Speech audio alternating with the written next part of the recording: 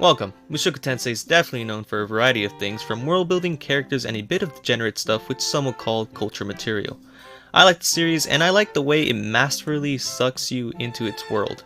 By this, I mean that it puts so much world building and care for the world it's building in such a short and digestible time frame that you barely even notice it.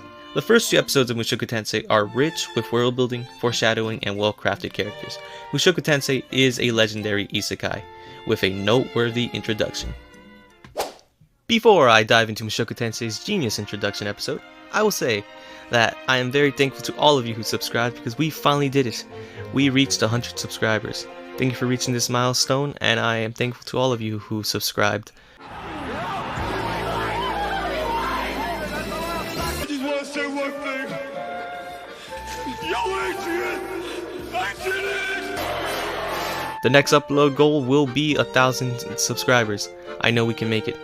I'll be uploading more consistently, and I will be trying to do it weekly. Now, back to the video. What is the point of an introduction in a story? Some will say, obviously to hook the audience and establish a character in a story. This is correct, but I believe there is also more to an introduction. A story could have a hook, a well-established character, and be good. But to make a story great, the world needs to be somewhat explored. The key conflicts and characters need to be alluded to. The interesting thing is that if you add too much of one aspect, you end up making the story feel bloated. But if you get the right amount, the story feels alive with rich colors. The important parts are the hook, establishing characters, world, around, threats, and hints of more. All these can bleed into each other, so some can be used interchangeably. I believe Mushoku Tensei's first two episodes hit all these points without feeling bloated. Now, spoilers for episode 1 and 2 and possibly more. The hook. Mushoku Tensei's first and second episode establishes Rudy as a 34-year-old NEET being hit by a truck and being reincarnated. Right off the bat, this is not a new hook, but when Mushoku Tensei's web novel first came out, I'm sure it was more original.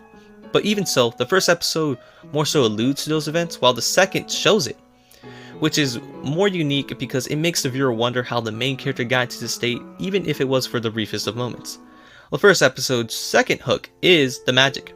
The magic system and how it works for our main character sets intrigue in the first two episodes, with how the story will progress with Rudy seemingly being very proficient with it right off the bat.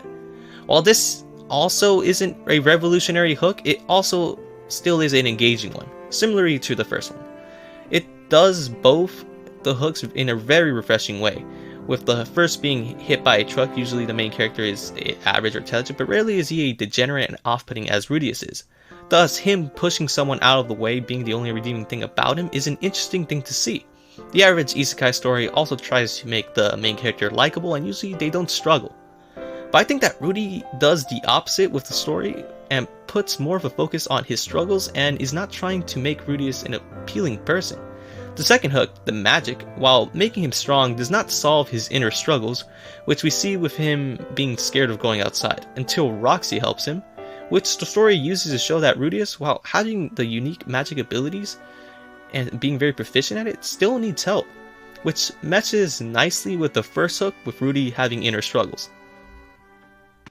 Establishing characters. The importance of a main character and the cast is huge. The first two episodes establish Rudy and Roxy and Paul and Zenith. The latter of those get established more in later episodes. Rudius' perverted tendencies, his intrigue to magic, and his weaknesses are shown greatly in the first two episodes quite nicely with Roxy. We can see it through individual actions, but it's more prominently shown with Roxy. Roxy is an interesting character who is introduced as an arbiter to Rudy, with her being his magic tutor. Magic is what gave Rudy a true start to changing his past behaviors. Rudy, before discovering magic in this world, didn't seem interested in changing much, and Roxy being his teacher who somewhat saw his flaws and helped him confront his fear of people and going out. We see development in Rudy as a character early on thanks to magic and Roxy inspiring Rudy. Their interactions and relationship is what set up the story and where Rudy's true journey begins. Roxy gets established as a teacher figure for Rudy, while also seeing Rudy as an inspiration. Rudy is still a pervert, is still a trashy character, but now there's hope for him thanks to Roxy. World around and hints for more. The way Mushoku Tensei builds its world by using character dialogue and through showing it, it meshes both seamlessly, which creates an engaging atmosphere to the world. A perfect example is Paul reading Rudius a story about Perudius and Laplace while Rudy is still a baby.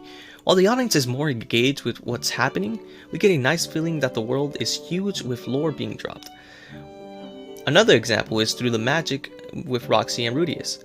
We hear Roxy talking about why magic users use chance and how you can shorten it, while Rudius shows that he doesn't need it, which shows that magic is still developing. Another is through the bickering Paul and Zenith have about Rudy learning swordsmanship or magic. This shows that both are teachable arts and that Paul and Zenith know one of them. We get this much world building in the first 2 episodes and more. Now, for the hints and foreshadowing, Mushoku Tensei did it more obviously with Roxy telling Rudius about the Magic University, which later comes into play in Season 2, Roxy telling Rudius about Super-Birds, then Ruijerd appearing later. But my favorite example was how Nanahoshi was foreshadowed early on with an offhanded comment by a police officer in the first episode. All of this world building and foreshadowing comes full circle sooner or later, which makes the story feel alive. I realized how close each of the building blocks for Mushoku Tensei's introduction meshes with each other. I think that's what truly makes it shine. I know I probably missed a few things, but I got my point across, I think. It has a great introduction.